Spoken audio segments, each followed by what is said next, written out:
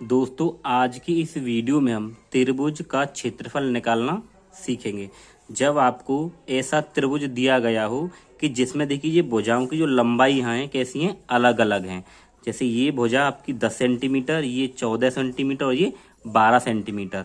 ठीक है, तो इस त्रिभुज का क्षेत्रफल कैसे निकालते हैं इस वीडियो में हम जानेंगे। और इस त्रिभुज का क्षेत्रफल हम जो निकालेंगे हीरोन के सूत्र से निकालेंगे, और इस वीडियो में हीरोन के सूत्र का हम डिटेल में पढ़ेंगे।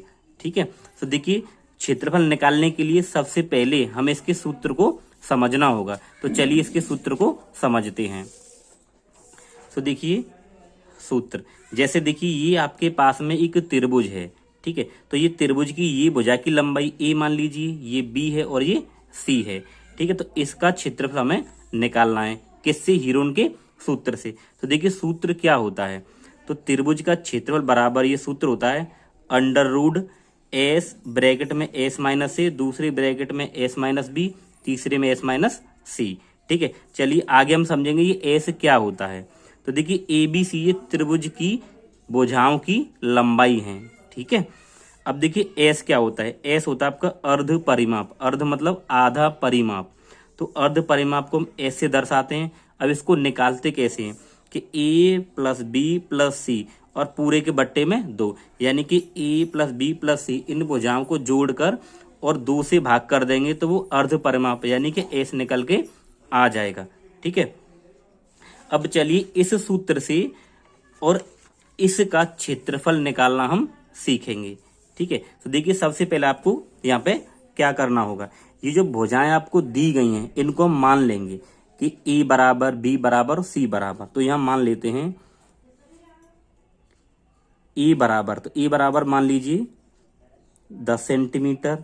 ठीक है, इसको आप बी मान लीजिए, तो बी बराबर में 14 सेंटीमीटर और ये सी बराबर में 12 सेंटीमीटर। ठीक है, हमने ये ऐसे मान लिया। आप इसको किसी भुजा को ए मान सकते हैं, किसी भुजा को बी मान सकते हैं, कोई दिक्कत नहीं है। ठीक है, इसको ए मान लीजिए, इसको बी मान लीजिए, सी मान लीजिए, आपका जैसा मन करे वैसे ए बी सी आप मान सकते हैं। ठीक है, अब देखिए इसके बाद में हम क्या निकालेंगे, इसके बाद में हम निकालेंगे इसका अर्ध परिमाप। अर्ध परिमाप, तो अर्ध परिमाप को किससे दिखाते हैं हम? एस से। तो एस बराबर क्या सूत्र होता है, ए प्लस बी प्लस सी और पूरे के बट्टे में यहाँ पे क्या करेंगे 2। ठीक है, इतना करने के बाद आपको क्या निकालना है, पहले एस निकालना है। तो ये इसका सूत्र हो गया एस के लिए। तो देखिए एस बराबर ए कितना है 10, फिर प्लस ये बी कितना है 14, प्लस सी कितना है 12। ठीक, और पूरे के बट्टे में क्या है 2। ठीक है, और ये बराबर यहाँ लगा लीजिए। अब इन सबको जोड़िए, देखिए 4 और 2 ये 6 हो जाएगा, और 1 2 और 3 ये हो जाएगा 36, और बट्टे में कितना है यहाँ पे 2। अब 2 से जब इसको हम काटेंगे तो कितना आ जाएगा आपके पास में, एस बराबर 18 आ जाएगा। कितना आ जाएगा 18 सेंटीमीटर में भुजाएं तो ये आ जाएगा सेंटीमीटर में। ठीक है, तो एस का मान हमारे पास में कितना आ गया 18। अब लिखेंगे इसका हम सूत्र, तो यहाँ पे लिखेंगे हम कि त्रिभुज ए बी सी का क्षेत्रफल बराबर। ठीक है, तो सूत्र क्या होता है, under root S, S minus A, S minus B और एस माइनस सी। ठीक है, ये इसका सूत्र हो गया। अब देखिए आपको क्या करना है, ये अंडर रूट लगाएंगे। अब देखिए एस, तो एस कितना है आपके पास में 18, तो ये 18 लगा देंगे। ठीक है, और ये कोष्टक, अब यहाँ पे क्या है एस माइनस ए, तो एस कितना है आपके पास में 18 और माइनस। अब ए देखिए, तो ए का मान कितना आपके पास में 10, तो ए का मान यहाँ पे 10 लगा देंगे। फिर ये दूसरा कोष्टक एस माइनस बी, तो एस कितना है 18 माइनस बी है, तो बी कितना है आपके पास में 14।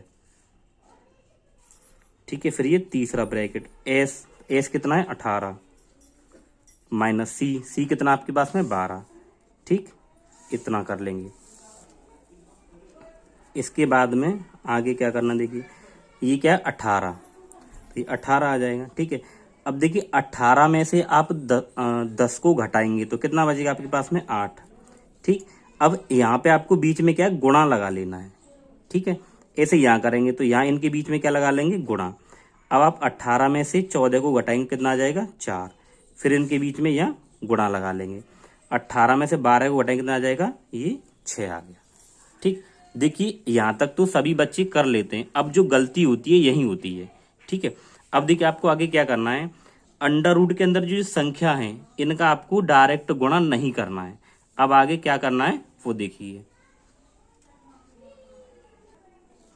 अब देखिए इसके अंदर जो संख्याएं आई हैं आपको क्या करना है, ये रूट आपको ऐसे ही यहाँ पे लगा देना है। ठीक है, अब देखिए आपको क्या करना है कि जैसे सबसे पहले क्या है 18, तो इस 18 के आपको अभाज्य गुणनखंड करने हैं।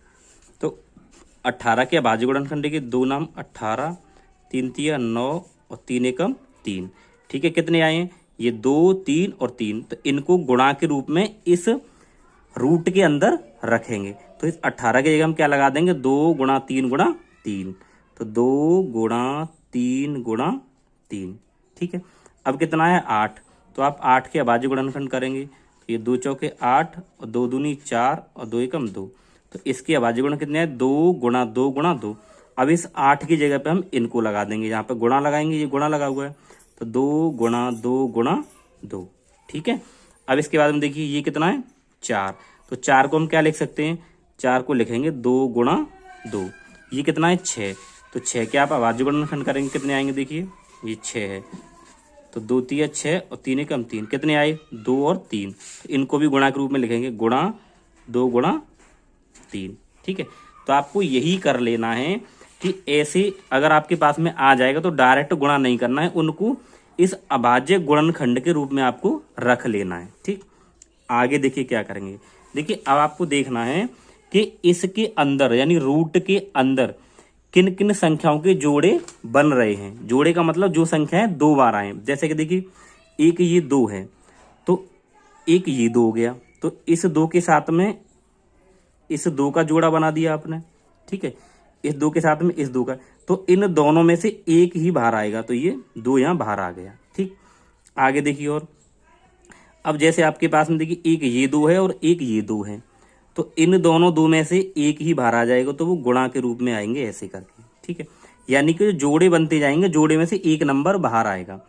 ठीक है, अब देखिए ये दोनों सेम नंबर है, ये 2 2 हैं, तो इन 2 में से एक ही 2 बाहर आएगा, तो ये गुणा 2। ठीक, अब उसके बाद में देखिए यहाँ देख लीजिए ये 3 है, तो ये 3 ये भी 3, तो अब इन 3 गुणा 3 है, तो 3 गुणा 3 में से ये पूरा जोड़ा बनना है, तो इसमें से एक 3 ये बाहर आ जाएगा। ठीक है, अब जिसका जोड़ा नहीं बने, जैसे ये एक 2 है तो इस 2 के लिए कोई और 2 नहीं बचा है, ये 3 है इस 3 के लिए भी कोई और 3 नहीं बचा है। ठीक है, तो जिसका जोड़ा ना बने उनको आपको रूट के अंदर ही रख देना है, तो ये 2 और 3, तो 2 गुणा 3 ऐसे ही रख दीजिए ना।